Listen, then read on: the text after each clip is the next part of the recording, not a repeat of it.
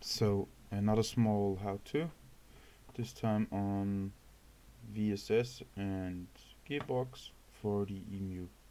So VSS, vehicle speed sensor, just to detect vehicle speed. So you can use that for gear detection as well, and then do boost by gear, boost by speed, and so on.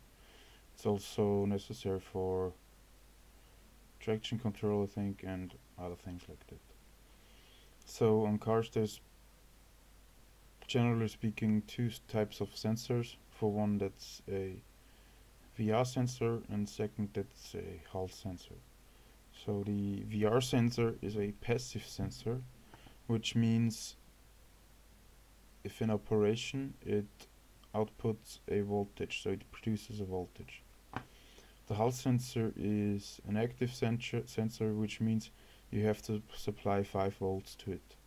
So there's, on the VR sensor, you just connect the minus to ground and the positive to the VSS in, and you're all set. For the Hall, there are again two types. So there are ones that need 12 volt and one that need 5 volt.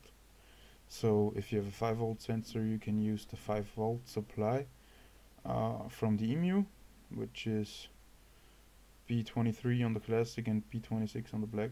The other pins are also written here. If it's a 12 volt sensor, you just use your constant 12 volt from your battery. So that's the connection if you use sensors directly on the EMU, and those schematics are for use if you have still your factory ABS module in use and you're using a wheel speed sensor. So once again, minus to ground if you tap into it, and plus to VSS in. For the Hall sensor, if it's already getting voltage from the ABS module, you don't have to supply any. So the ground goes to sensor ground and the output to VSS in.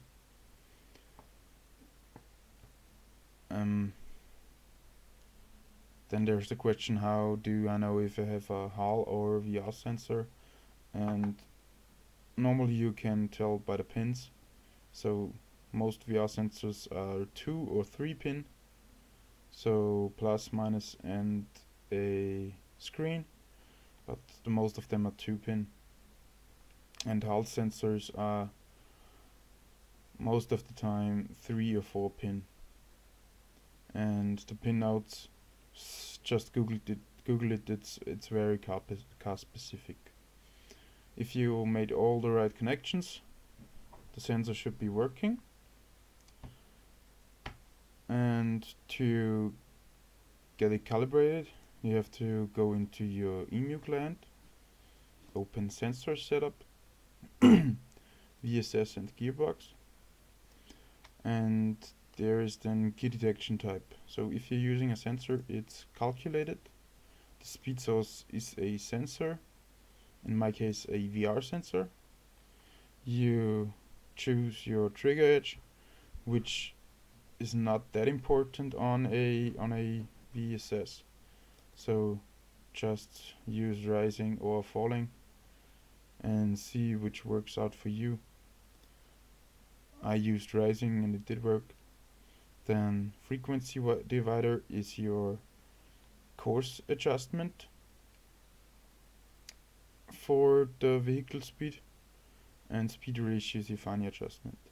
So how you calibrate that is you go for a ride as passenger and use a GPS based speedometer, so a phone or a sat nav, and then you adjust those two values, first the frequency divider and then the speed ratio, till the speedo from the phone and from the EMU are the same. Speedometer should be on gauges. Here vehicle speed. So go for a ride, just hold the car at a certain speed and adjust the values till they are the same. for gear detection, you once again go for a ride and shift through every gear and leave it in every gear a certain amount of time. So a couple seconds is enough, and do that for 1 through 6. 1 to 6, so for first, second, third, and so on. You make a log from that drive, and then you open the log, go to graph. I made a template here, so I called this gears. So what I have here is RPM and map, doesn't matter really. What I also have is vehicle speed, gear ratio, and then gear.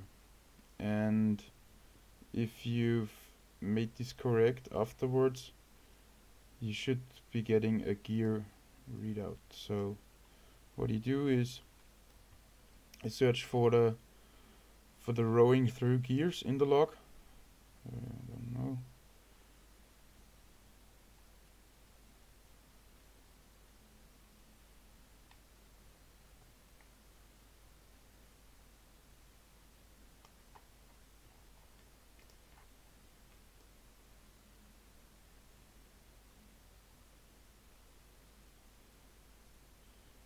So here it is. And then you get your gear ratio.